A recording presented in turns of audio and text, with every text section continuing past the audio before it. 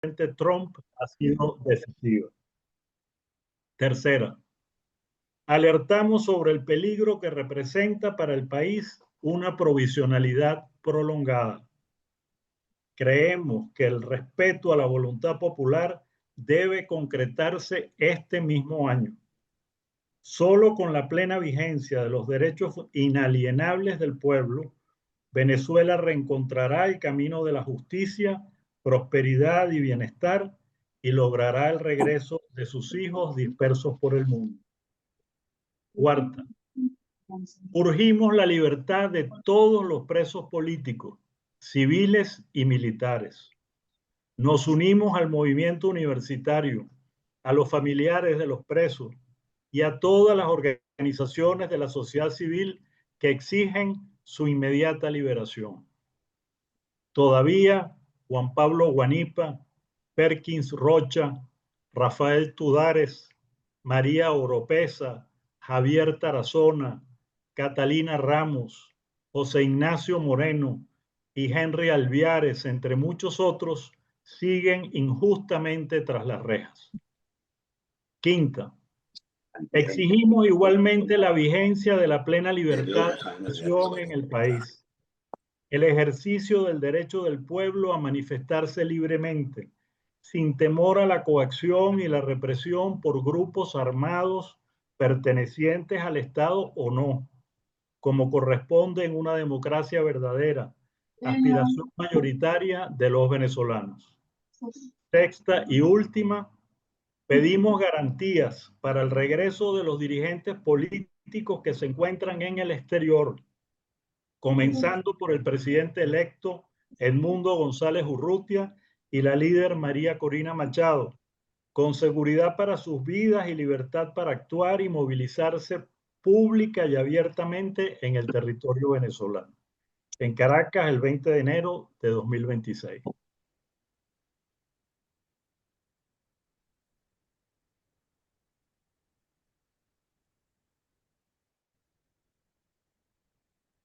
Gracias, Andrés.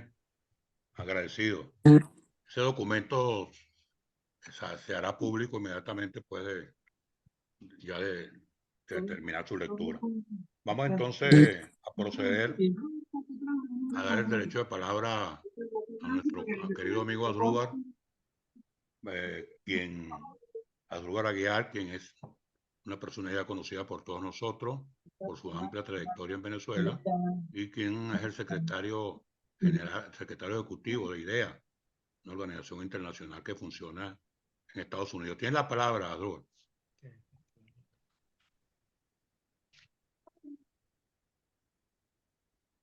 Abre el micrófono, no ha abierto el micrófono. Asdrúbal.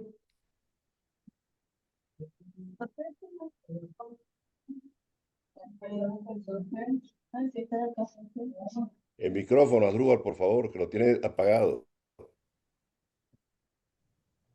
Ah, ahora. No sé. Bueno, en primer lugar quiero celebrar este encuentro, un encuentro que tiene como propósito fundamental celebrar un aniversario más del Consejo Superior de la Democracia Cristiana. Se dice fácil el poder celebrar aniversarios en un momento en que rige la dictadura del relativismo, como lo señalaba Benedicto XVI, en donde domina la cultura de la instantaneidad y en donde desde la política no pocos practicamos el narcisismo digital. Yo trataré como consecuencia de esto y a propósito de la exigencia que me hizo Lorenzo, de dejar quizás algunas ideas que nos permitan orientarnos en medio de un instante absolutamente inédito para nosotros los venezolanos, inédito para América Latina e inédito sobre todo para el mundo occidental.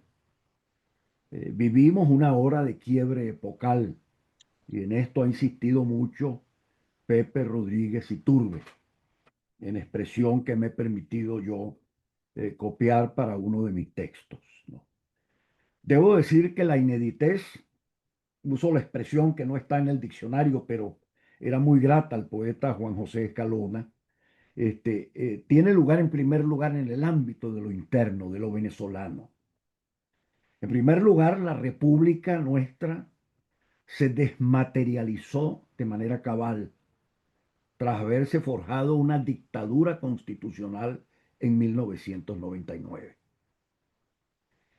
Ese orden constitucional que nació en 1999 se desmaterializó ciertamente a partir del año 2012, cuando se le dio paso a un desorden sistemático e inconstitucional en Venezuela.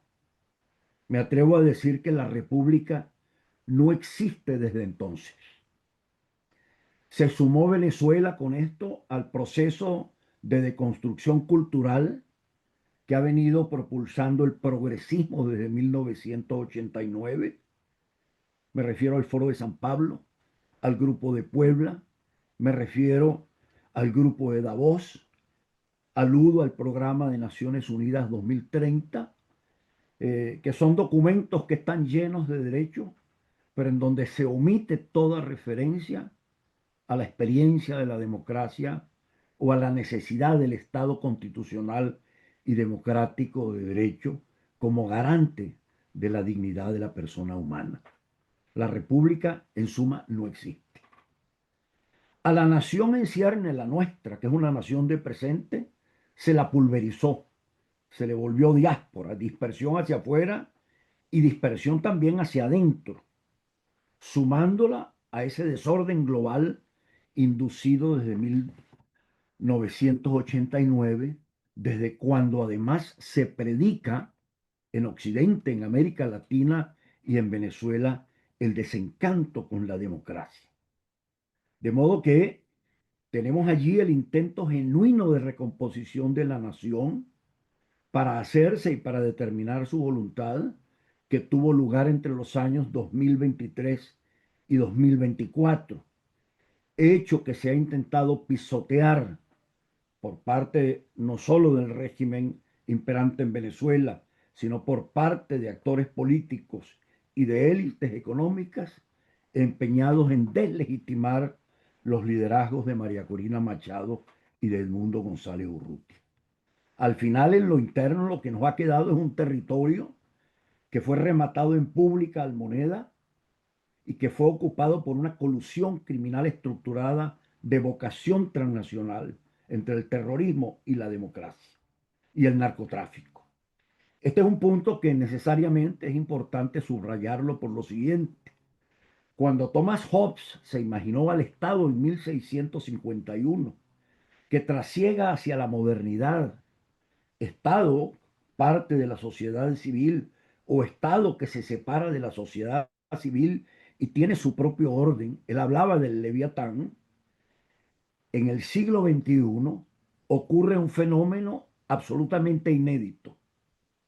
Una organización transnacional estructurada, integrada por el terrorismo y el narcotráfico, ocupa los espacios del Estado, secuestra sus poderes constituidos para usar el telón de la inmunidad soberana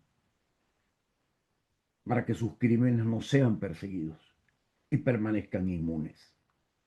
Esa figura no existe dentro del ordenamiento jurídico constitucional contemporáneo y tampoco existe para el actual derecho internacional. Esto me lleva a una primera conclusión para ir cerrando mis palabras. Es vano el ejercicio constitucional que podamos hacer en la circunstancia actual para resolver el problema de Venezuela. Y es vano el alegato del derecho internacional para que se frene el proceso de liberación del que está siendo objeto en este momento Venezuela, con la ayuda de algunos actores de la comunidad internacional. Debo decir que en este momento también hay algo inédito en la comunidad internacional, en lo que hemos conocido como la comunidad internacional de los estados, Y es un aspecto que no podemos pasar por alto. En primer lugar, hay cosas nuevas, rerum novarum, que se están ocupando de dirigir los espacios globales más allá de los estados y más allá de las naciones. En segundo lugar, hay otro hecho que no hemos tomado en consideración.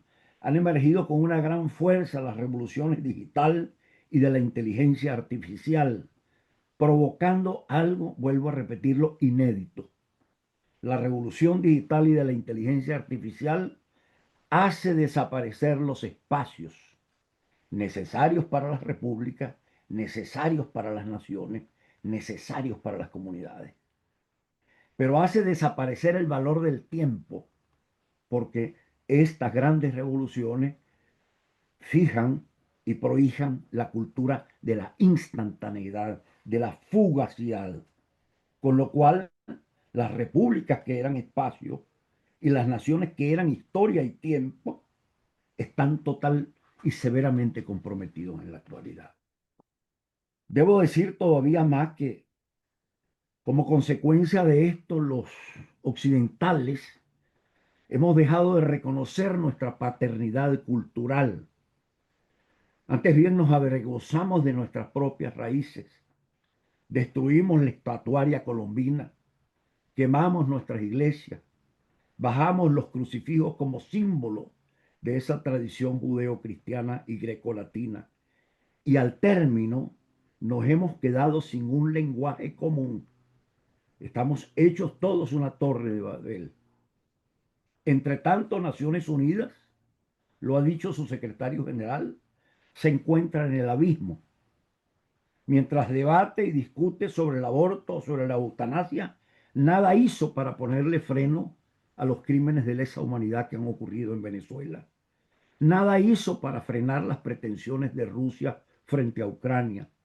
Nada hizo salvo impulsar narrativas ideologizadas para atender la crisis dentro del Medio Oriente.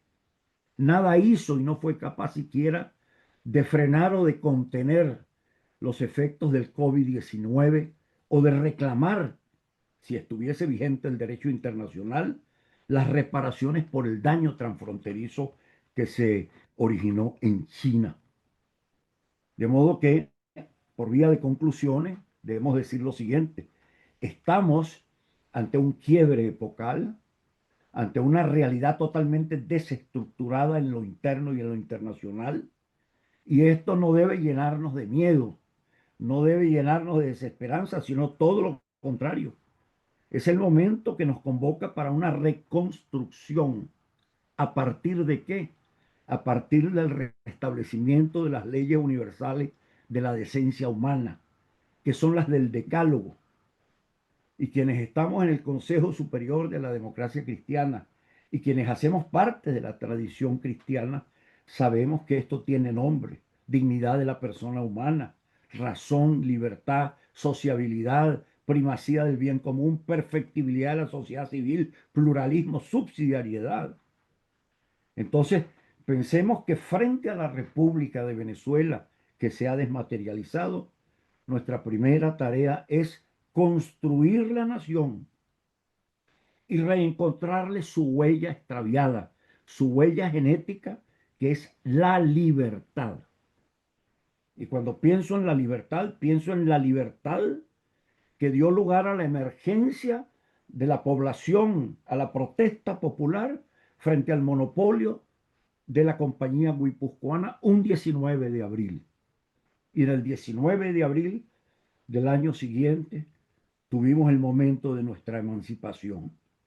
Así que estamos en un momento agonal, porque es un momento en el que podemos construir nación antes que república, teniendo presente que hemos pasado, debo decirlo sin ambaje, 200 años de dominio de la república con ausencia de la nación, porque a la nación se la ha tratado como víctima, a la nación se la ha tratado como una suerte de débil necesitado del padre bueno y fuerte, del hombre a caballo, que nutriendo a ese pueblo con el mito del Dorado, intenta redimirlo e intenta salvarlo.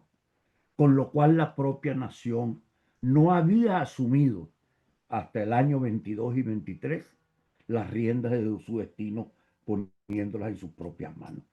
Concluyo con esto, porque es el otro desafío que tenemos por delante. Si Venezuela perdió el 30% de su población durante las guerras fratricidas por la independencia, si Venezuela perdió el 30% de su población durante la guerra federal, en esta oportunidad se le separó el 30% de la población, pero esta población está viva, está viviente, es migrante y con una particularidad. Para poder sobrevivir en el exterior, ha tenido que dejar atrás el mito del Dorado. Si no, no puede sobrevivir en el exterior. Ha tenido que dejar atrás al gendarme necesario, porque no hay hombres a caballos que nos ayuden a quienes vivimos en el exilio. Y en tercer lugar, hemos tenido que dejar atrás ese complejo de Sísifo, el mito de Sísifo. Como vayan viniendo, vamos viendo. Se van haciendo las cosas a cada instante y en cada momento. Pues bien, esa nación o ese pedazo de la nación que se quedó afuera tiene ahora que reencontrarse con la nación sufriente que se quedó adentro.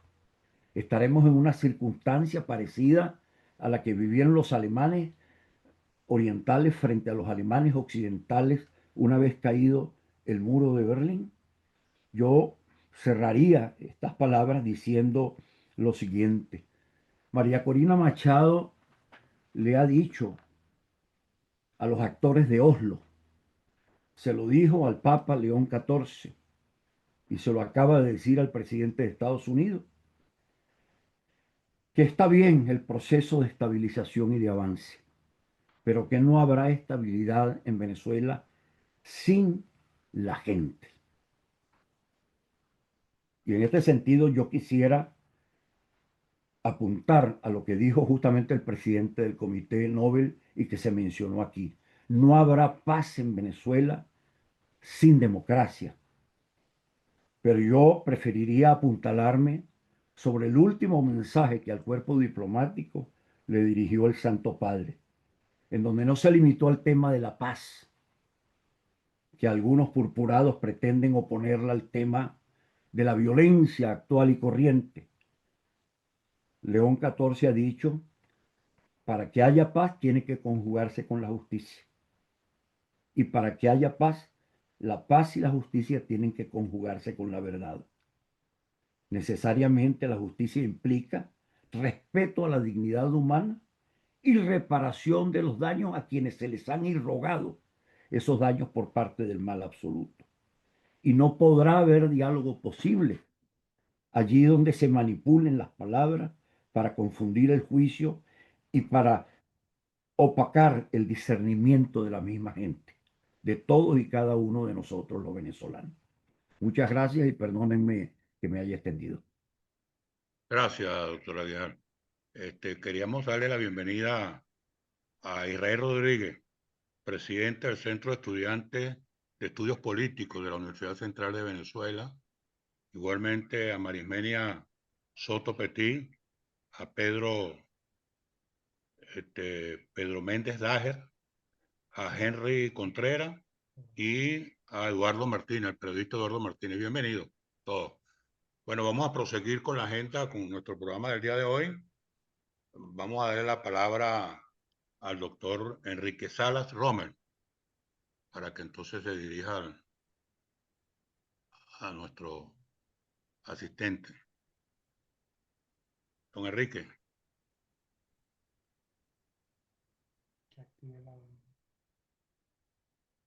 Micrófono, Enrique, por favor.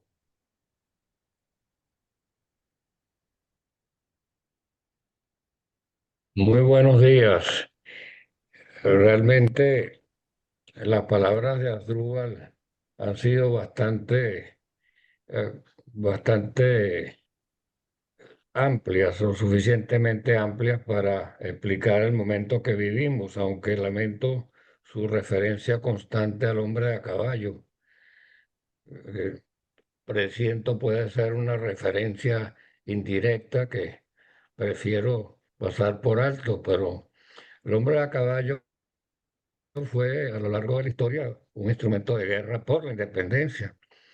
Y tengo que salir en su defensa porque cuando de niño, a los 7 años, me regalaron mi primer caballo, no había bicicleta en Venezuela, en ocasión de la Segunda Guerra Mundial. Eh, bueno, cuando yo cabalgaba ese caballo, recuerdo en mi imaginación infantil, el lector como había sido en la historia, yo lamentaba profundamente no haber nacido en la época de Páez y haber podido cabalgar a su lado, sobre todo en aquella batalla famosa en que un vuelo en cara permitió desafiar a un enemigo mucho más, muy superior. Yo creo que allí, y lo dije un poco en chercha con Asdrúbal, valiéndome de la amistad, pero también porque él se refiere a las raíces de la venezolanidad. Y, y allí el caballo está muy enraizado en eso que nosotros llamamos la venezolanidad, porque fuimos hasta llegar a la compañía guipuzcoana, 7 provincias totalmente aisladas, absolutamente independientes, que resistimos a la compañía guipuzcoana porque nos quitó el libre juego que nos permitía a cada uno tener nuestro propio control sobre nuestra propia realidad. Al punto que recuerdo bien mi lejanísimo antepasado, Fernando Peñalver, nacido en Píritu, cuando en un discurso en el segundo congreso le dice: si dejar de depender de España significa depender de Caracas, bueno, tendremos que pensar volver en desandar todo el camino que hemos andado. De manera que esa lucha entre la provincia y la capital, que se refleja en nuestra historia, porque solo un presidente, Guzmán Blanco, ha nacido en Caracas. Claro, paso por alto a Tobar, que tuvo apenas un año, y paso por alto al flaco Sanabria. Eso significa que Venezuela requiere reencontrarse también con su geografía, porque es en esa geografía tan amplia, nutrida por la descentralización, donde yo creo está quizás la raíz o parte de la raíz de nuestro encuentro. Por lo demás, Asdrúbal ha hecho una descripción muy completa del drama que vive la humanidad. Yo agregaría 2 elementos nada más. Él habló de la pérdida del tiempo y del espacio, de la nueva época o del cambio epocal, del desdibujamiento de las fronteras nacionales. Y también habló de la confrontación que existe a nivel global, pues la presencia del elementos irregulares, que en el libro que Asdrúbal presentó, mi libro, en el 2019, llamaba yo una nube radioactiva que nace en Colombia, pasa por Venezuela, se nutre en Venezuela y recorre el Centroamérica hacia Estados Unidos, y a través del Caribe y el Atlántico va al África y de ahí a Europa. Es como una nación móvil que a su paso va corrompiendo instancias de gobierno y destruyendo la institucionalidad. A esa compleja realidad que nos lleva a la próxima desaparición probable o recomposición de las Naciones Unidas por algo que se parezca más al mundo de hoy y no al mundo de 1944, y en la cual él ha agregado, pues por supuesto, la revolución digital. Quisiera agregar un elemento que tiene mucho que ver con nuestra fe cristiana y tiene que ver con un elemento tecnológico que posteriormente se ha convertido en parte de una ideología que debemos tomar en cuenta. En el año 1959 se inicia la era espacial, Pero en el año 59 también aparece pero fruto de una decisión comercial, la primera muñequita Barbie, fenómeno que ha tenido una enorme trascendencia, porque unido a la pastilla anticonceptiva que surge en el año 1960, va a provocar en Estados Unidos que el 60% más alto de mayores ingresos de los Estados Unidos, el 40% de las mujeres se incorporaran al mercado de trabajo, porque perdido el modelaje materno, la muchachita desde que nace está pensando en su carrera profesional y no en su rol biológico natural, que es la de ser madre. Y de allí las enormes virtudes que tiene la mujer, su inteligencia, su capacidad de cuidar a los demás, su capacidad de manejar muchas funciones al mismo tiempo y que le ha permitido a triunfar y a desplazar al hombre en muchas actividades hoy en día. Pero lo traigo a colación porque Benedicto XVI, en uno de sus últimos libros, que no fue un libro por nuevo, sino una recopilación de sus escritos anteriores, que fueron muchos, se refirió a la fertilización extracorpórea, o sea, la fertilización in vitro, que ocurre en 1978. Y esa fertilización in vitro, decía Benedicto, o el cardenal Ratzinger, como yo prefiero, como yo lo conocí leyendo, en mi lectura mucho antes de que fuera papa, allí él señalaba que ellos suponía un cambio antropológico inevitable. Y eso mismo se está ocurriendo.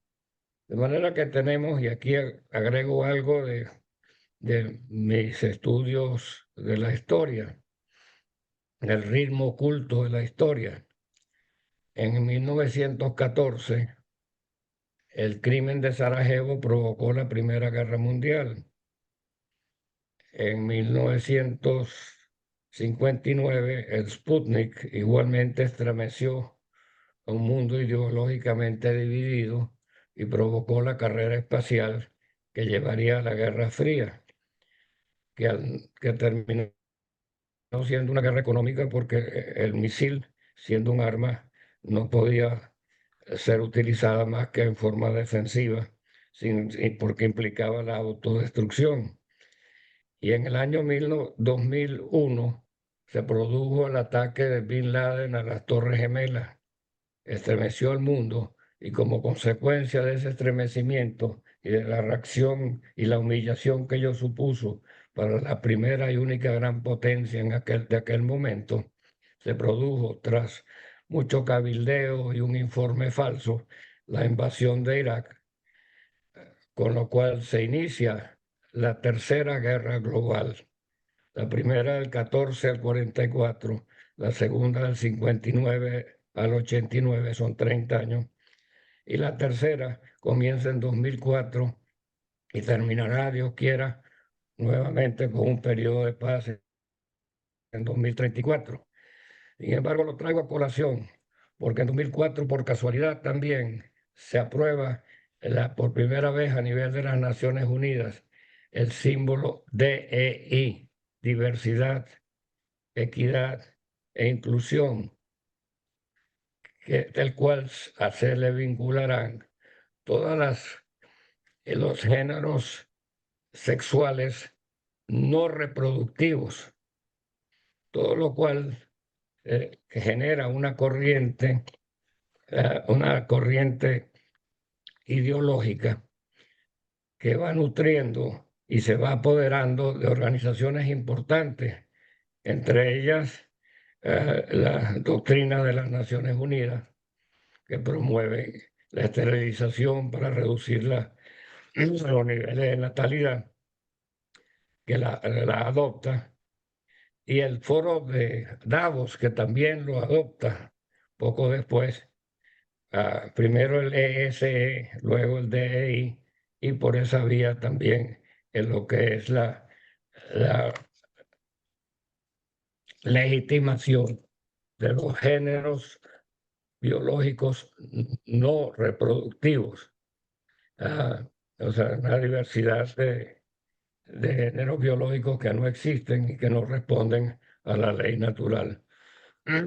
Todo esto forma parte de ese cóctel de lo que hemos llamado la guerra híbrida, que se libra en el ámbito militar, en el ámbito de las inmigraciones, en el ámbito del narcotráfico, en el ámbito de la, bueno, incluso en el ámbito del espacio, pero que tiene mucho que ver también con este cambio cultural que en forma simultánea se está produciendo. Entonces, valga el momento entonces que estamos celebrando este sexto aniversario de la... Dispénseme que estoy perdiendo la voz. Este sexto aniversario de la democracia cristiana, para insistir en la importancia de profundizar en el planteamiento que hizo Asdrúbal, y que evidentemente recoge Pepe Rodríguez Iturbe en su referencia al cambio epocal, y que tiene que ver con la necesidad de replantearnos los principios básicos de la dignidad del ser humano y del bien común en el marco de unas realidades totalmente nuevas que nos llaman y nos exigen profundizar en temas que, más allá, llevados a la vida pública, puedan contribuir no solamente al rescate de nuestra nación, Venezuela, nuestra sufrida nación, sino también a la reafirmación, a la recuperación y a la salvación, si se quiere, de la civilización judeocristiana, hoy tan gravemente amenazada por factores que todos conocemos. Bueno, muchas gracias, y si me extendí un poquito, pues dispensen, pero fue todo por el caballo. Gracias, don Enrique. Te lo agradezco mucho.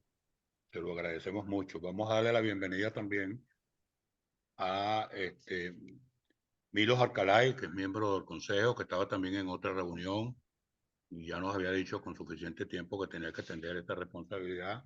Está incorporado Alexis Curiel, César Torres, a Miguel Parra, bienvenido Miguel, todo, y también bienvenido Gustavo Curiel. José Vélez también, bienvenido. Bueno, vamos a continuar.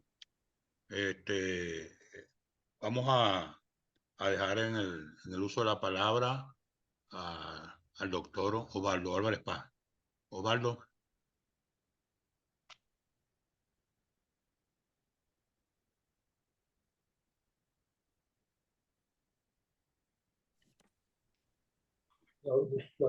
Bueno, muchas gracias. Y agradezco profundamente la invitación a esta reunión histórica que ha permitido que nos reencontremos, muchos que teníamos tiempo sin vernos, tiempo sin hablar, tiempo sin oírnos. Es muy poco lo que yo tengo que agregar a lo que está contenido en el documento que hoy ha sido leído y publicado. Muy poco lo que tengo que agregar a los comentarios que ya hemos escuchado. La intervención de Asdrúbal me pareció estupenda, y las informaciones suministradas posteriormente por Enrique Sala, que también son útiles para comprender mejor los tiempos que estamos viviendo. Es muy poco lo que yo tengo que agregar a lo que está contenido en ese documento, porque creo que ya las palabras abundan, las palabras están sobrando. Llegó la hora de la acción fecunda, de la acción para lograr en el menor tiempo posible el cambio que Venezuela necesita para retomar la vida en libertad y en democracia. Nosotros, los demócratas cristianos, orientados siempre por los principios básicos de la doctrina social de la Iglesia Católica, nos reencontramos con nosotros mismos para proyectar en el tiempo las acciones que tenemos que realizar. Así es que, en beneficio de todos, llegó la hora de trabajar, de dar pasos largos hacia el final definitivo que nos está esperando y que el pueblo venezolano está esperando por nosotros. Una palabra también para todos los que están en el exterior, ese tercio, esa tercera parte de venezolanos, de compatriotas, que de una u otra forma se encuentran regados por el mundo. Vaya nuestra palabra de solidaridad y de aliento para que contribuya cada quien desde donde se encuentre en la restauración de la vida en democracia y libertad. Así es que muchas gracias, un abrazo fraterno para todos los que están escuchando y nuestro deseo porque mañana tengamos un futuro mejor. Ese futuro está próximo y depende de nosotros alcanzarlo. Excelente, Ubaldo. Gracias por tus palabras, de verdad. Y aprovecho nuevamente para darle la bienvenida a los compañeros del Zulia, que cada día son más los que se incorporan allá a las oficinas que están en un sector de la Universidad del Zulia, reunidos. Hay aproximadamente un grupo de 20 profesores, dirigentes, pendientes, por supuesto, de todos estos acontecimientos, coordinado por César Ramos. Bueno, vamos a dejar entonces en la palabra a Humberto Calderón Berti. Muchas gracias, querido Lorenzo. Un cordial saludo a Monseñor Ovidio Pérez Morales, que siempre nos acompaña en eventos como este. Estaba el día de la fundación y está hoy celebrando el 6º aniversario.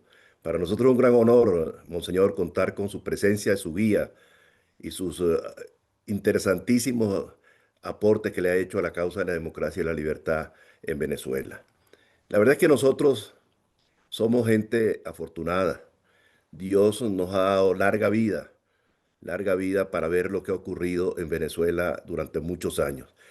Nuestro querido maestro y amigo Enrique Sala Romer nos hablaba de su caballo. Enrique, yo en que nací en un pueblito allá del interior de Venezuela, en las montañas andinas, en Boconó, yo no tuve nunca caballo, pero tenía un burro. Y ese burro me lo llevaba por la cuerda el mudo del pueblo, Belarmino, recuerdo, y eso pues hizo mucha gracia lo que tú decías con tu caballo, ¿no? Pero eso de haber nacido, la mayoría de nosotros del interior, y algunos hace muchos años, pues nos permite tener una percepción del país distinta, diferente, no mejor, simplemente distinta. Adrúbal, como nos tiene acostumbrados, siempre hace muy sesudos y profundos análisis del acontecer venezolano, porque en él se juntan su condición de político, de historiador, de académico, de profesor, y hace unos magníficos análisis de lo que ha sido Venezuela. Él ha estado muy empeñado siempre en que nosotros debemos recordarnos como nación que tenemos 300 años antes de la independencia que existimos y no le prestamos atención porque parece ser que después de la independencia hubo un empeño en desaparecer aquel pasado y ese pasado es lo que nos produce realmente parte de lo que somos hoy en día, una mezcla de nacionalidades, una mezcla de etnias y en Venezuela eso es una gran cosa haber nacido un país como Venezuela abierto, generoso, que le abre los brazos a todo el mundo. Y eso es producto de las migraciones y producto de los cambios políticos que ha habido en Venezuela durante muchísimos años. Los que nacimos en el interior, y aquí hay varios que son de mi generación, nos recordamos lo que era la Venezuela de esos tiempos. No había carreteras, no había luz, no había agua, no había teléfono, no había radio, no había televisión, nada de esas cosas, ¿no? Pero el país se transformó, eh, entre otras cosas, por la aparición del petróleo y dio un brinco muy grande. Y dentro de esa historia, para no remontarnos a tiempos tan pretéritos, el elemento fundamental, a mi juicio, de la transformación de Venezuela fueron los 40 años de democracia. Podemos tener discrepancias con respecto a un gobierno u otro, pero yo creo que si nos ponemos a analizar con frialdad lo que ha sido la historia de Venezuela, no hay en la historia de Venezuela ninguna época que se parezca a la democracia, ninguna. Las grandes transformaciones del país ocurrieron en el sistema democrático y las grandes calamidades del país han ocurrido precisamente en estos tiempos, cuando cesó en sus funciones la democracia y se implantó este régimen de terror y de persecución y de agresión a la población venezolana. Lo que se hizo en esos años no debe llegar de orgullo. Algunos participamos directamente en lo que fueron las realizaciones y las ejecutorias de la democracia. Yo creo que si alguna deuda tenemos los que participamos en esa gesta de la democracia, yo creo es que no hacemos suficiente énfasis en lo positivo que fue para Venezuela el haber tenido 40 años de ejercicio democrático, las obras que se hicieron, la educación que se le dio a la población, las oportunidades que se le dio a los pobres para estudiar, las mejoras que hubo en salud, en educación, en comunicaciones, en puertos, aeropuertos. Pero además de todo eso, se cometieron errores, sí, pero la gran enseñanza de nuestros líderes ha sido fundamental, fue fundamental para que durante esos años, con sacrificio, con esfuerzo, con dedicación, pues el país se transformara. De un país pobre, rural, primitivo, a un país moderno y pujante. Y eso fue producto de la democracia. Y la verdad es que nadie lo puede negar. Ahora el país ha sido destruido. El país que nosotros conocimos no existe. El país que para el 30%, el 40% de la población que fue la democracia no existe. Yo creo que dentro de todas las penurias que se pasan en el exterior y todo el sacrificio y lo que ha pasado la gente yéndose al exterior, yo creo que hubiese sido peor que se hubiese quedado esos 9 millones de venezolanos que hubieran quedado en Venezuela, sobre todo los nacidos en los últimos 30 años, porque no hubiesen conocido otra cosa sino lo que tenemos. Los que han salido ahora y están en el exterior saben que para vivir hay que trabajar, que hay derechos, pero también hay obligaciones con la sociedad. Que nadie está esperando la bolsa del CLAP, ni las bondades de la gente del barrio para comer o para que le den la bombona de gas, sino que trabajando con esfuerzo, con dedicación y con sacrificio se puede marchar adelante. Yo creo que ese es un gran recurso que tiene Venezuela. La gente que ha estado fuera, que regresen todos, a lo mejor no van a regresar ni la mitad, pero de todas maneras con el desarrollo de las comunicaciones, el mundo cada vez se hace más chiquito.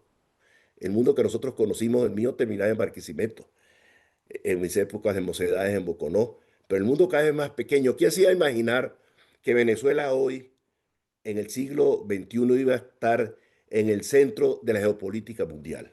Nadie. Nadie se iba a imaginar eso. Claro, estamos en el centro de la geopolítica mundial por circunstancias de las bondades del petróleo y por otra parte por el diseño que hizo Hugo Chávez de ponernos a jugar en un tablero de ajedrez que no era el nuestro, que era el tablero internacional. Habíamos, sí, hecho magníficas relaciones con muchas partes del mundo. Venezuela mismo recibió gente de todas partes del mundo. Y lo que somos nosotros somos un crisol de nacionalidades. Cuando la gente le dice a uno, ¿por qué ustedes son así? Si se lo pregunta a una gente de izquierda, dirá, somos así por la Revolución Federal. Yo diría, la Revolución Federal fue una desgracia. Somos así porque tuvimos gente de España, de Italia, de Portugal, de Europa del Este, negros, indios, y esa mezcla ha sido extraordinaria. Eso es lo que nos hace ser abiertos y generosos. Y esa condición no la podemos perder. No la podemos perder porque ese es uno de los grandes activos que tiene el gentilicio venezolano. Esa condición de amplitud, de generosidad, de inclusión. Porque va a haber mucha necesidad de que haya en Venezuela inclusión social. Estos años han sido años de enfrentamiento, de diatribas, de envidias, de luchas permanentes entre los venezolanos y eso tiene que acabarse. Tenemos que restablecer el tejido social y eso es fundamental. Sin tejido social no hay paz social y sin paz social no hay vida para la gente. Y eso para ello requerimos progreso social en los sectores más humildes y más necesitados de la población. Yo sueño el día que los muchachos de los barrios populares puedan estudiar en los mismos colegios que estudiamos nosotros. ¿Por qué no? Para que haya ese intercambio. Yo sueño el día que la gente no esté anhelando un puesto público, sino que quiera ser empresario para que el país progrese. Yo sueño vivir una Venezuela así. A lo mejor no voy a tener la fortuna de verla, pero algo tenemos que hacer para recuperar eso que tuvimos antes y que ahora necesitamos tener de nuevo. Yo coincido con Osvaldo que la lucha tiene que continuar, tiene que acentuarse, tiene que ser mucho más intensa. ¿Por qué? Porque la cuestión no ha terminado. No se puede pensar que las cosas cambiaron. Con lo que ocurrió el 3 de enero no es suficiente. Los que han sido destructores del país no tienen vocación ni estirpe para participar en la reconstrucción de lo que ellos han destruido. Eso no significa que habrá que perseguirlos, no. Habrá que perseguir a los quienes violaron los derechos humanos, a quienes saquearon al país. Pero la gente por pensar distinto no puede ser perseguida, porque si nosotros partimos de ese hecho, pues somos exactamente igual a ellos y no somos iguales a ellos. Tenemos que tener un sentido de amplitud y de generosidad para poder reconstruir el país. El esfuerzo de la reconstrucción va a ser gigantesco, gigantesco.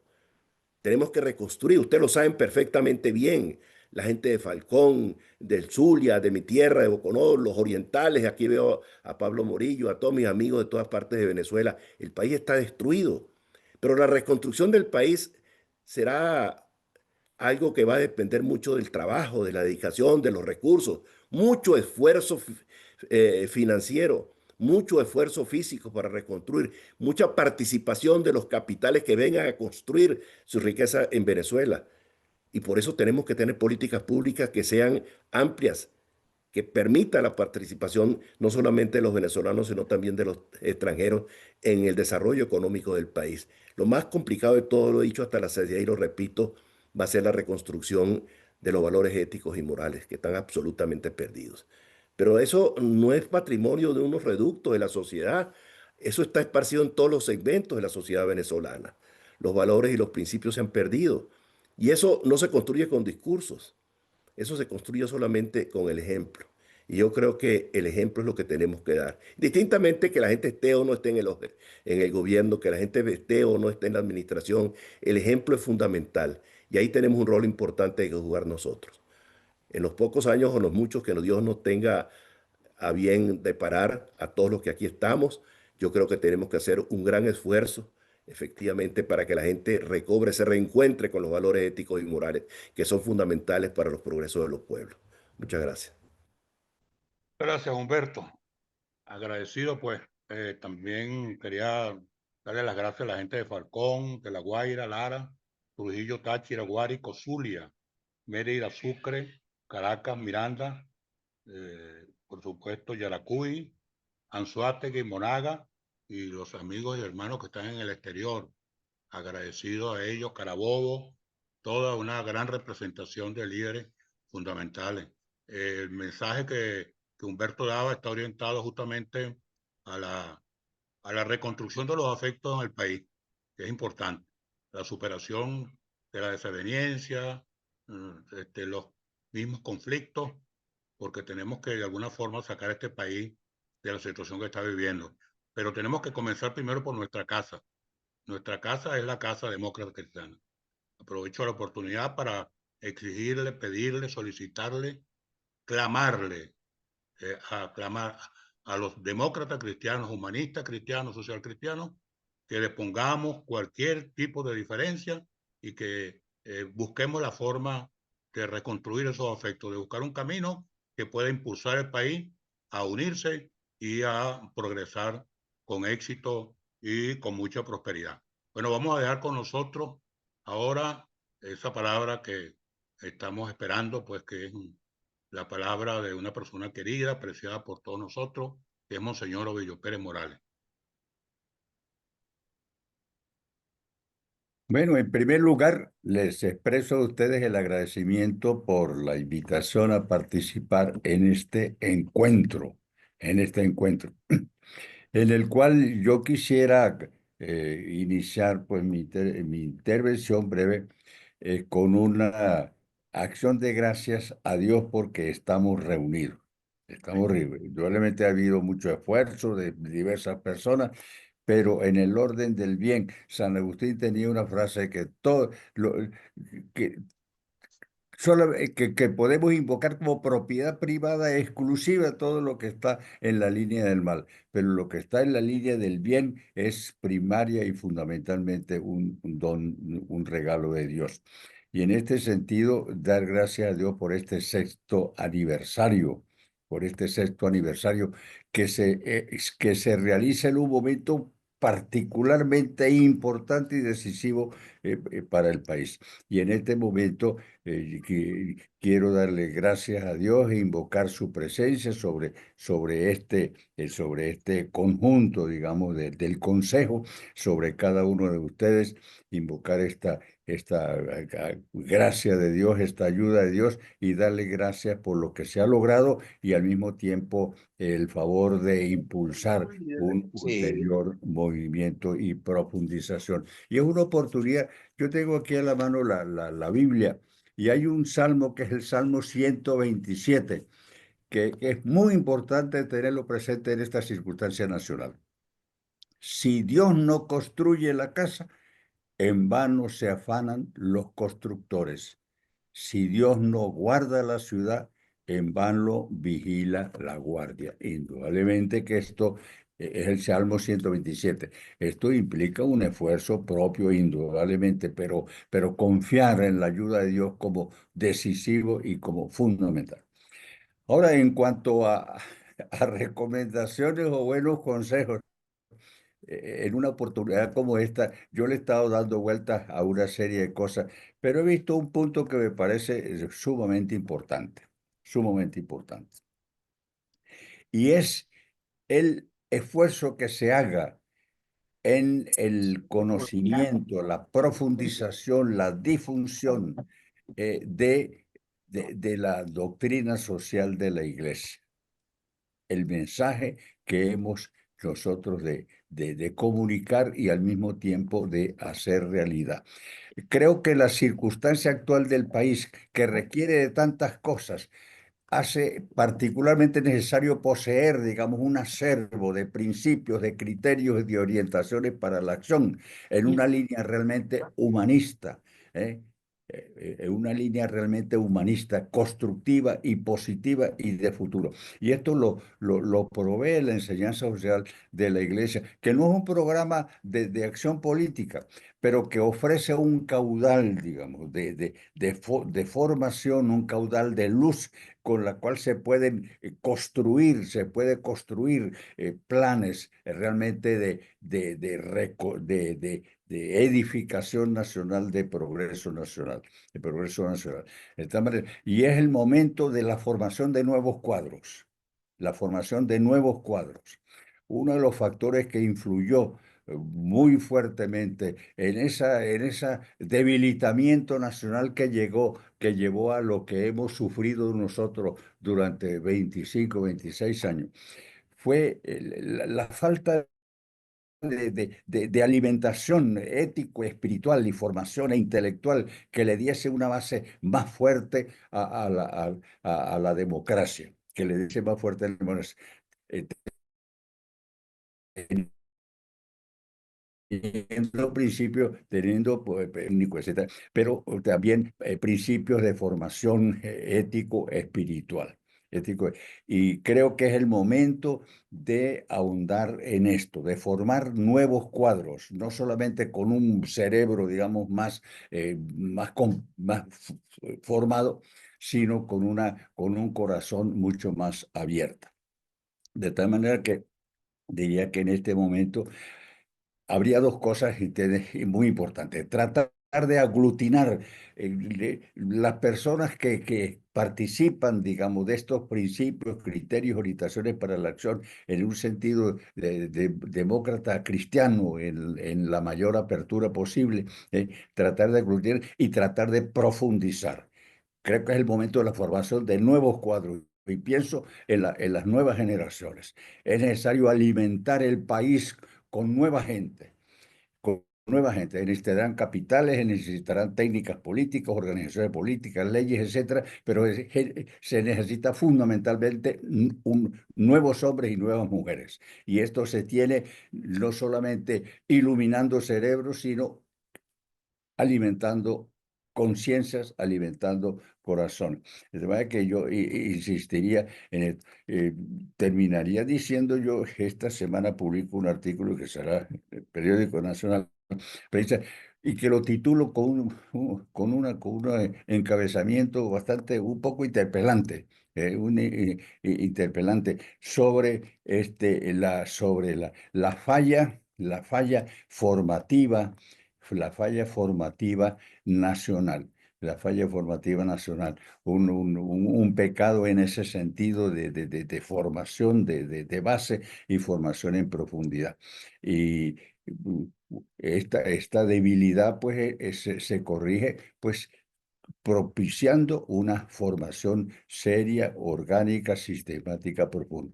Y en ese sentido, creo que el momento actual no es algo que es para tenerlo en biblioteca, sino para ponerlo por obra, una formación actualizada en la enseñanza de la doctrina social de la Iglesia, que prevé, como decía, principios, criterios y orientaciones para la acción que puedan llevar a la conformación de programas de trabajo y programas políticos, programas económicos, etcétera, aptos e indispensables en este momento del país, que necesita una gran reconstrucción nacional, una refundación del país sobre bases realmente sólidas y con una gran integración de la gente de esta nación en esta empresa que es fundamental y urgente. Bueno, que Dios nos asista, los asista a ustedes que tienen tantas responsabilidades en este sentido y que en este momento, como nunca, Venezuela necesitó de nueva gente, digamos, con el calificativo de bien profundizado. Nueva gente para un nuevo país, para la reconstrucción y echar adelante esta nación que tiene una vocación también dentro de la América Latina, una vocación de servicio y de iluminación. De tal manera que gracias a todos ustedes por esta atención y adelante. El momento exige mucha decisión, mucho coraje, mucha imaginación, una gran formación y una gran calidad y elevación ética espiritual. Gracias a ustedes.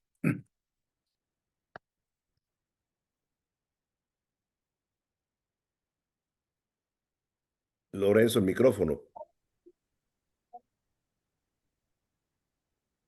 ¿Tienes apagado el micrófono, Lorenzo? Apagamos.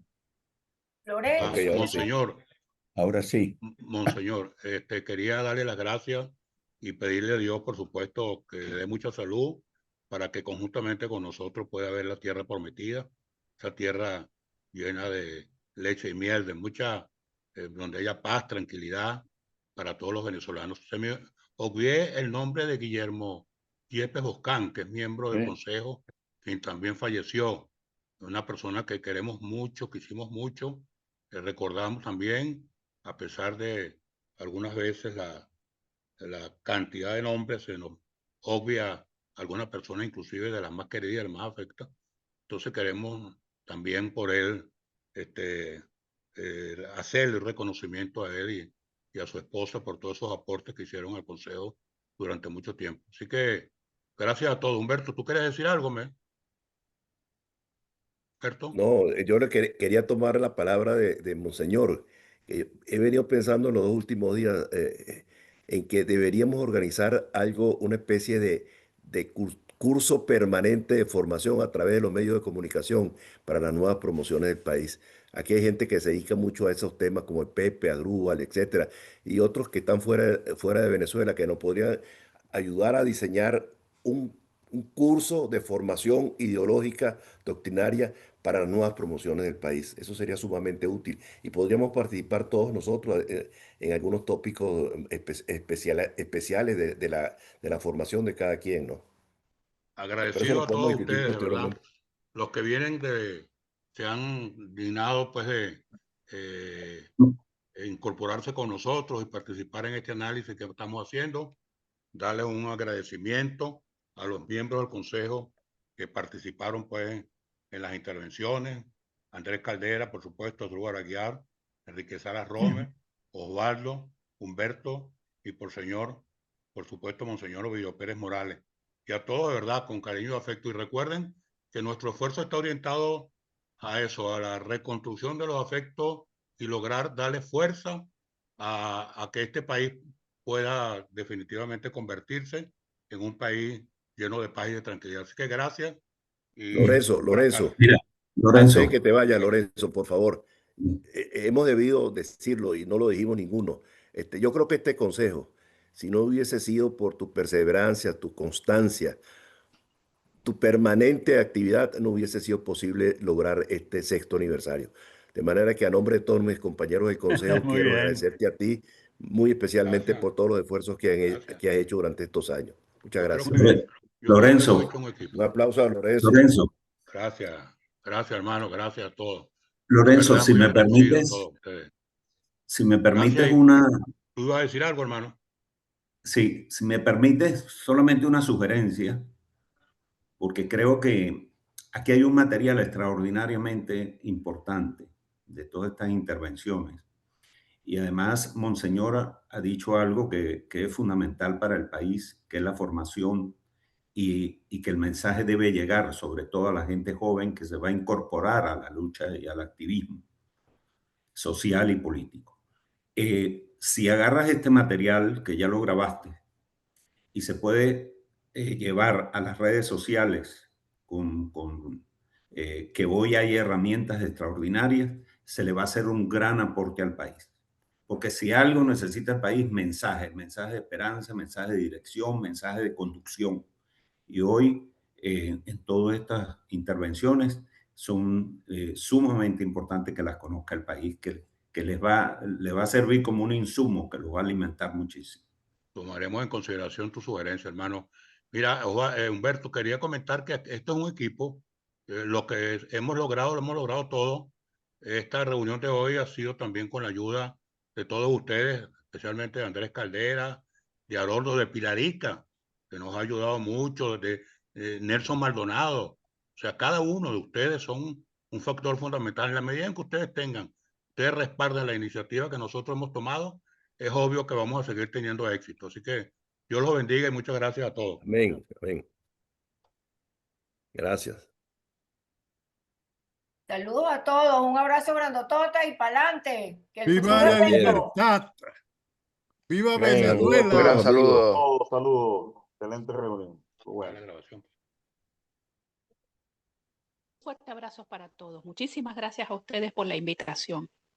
Gracias, Marimenia. Un besote grandotote. Un fuerte abrazo. Igual para todos.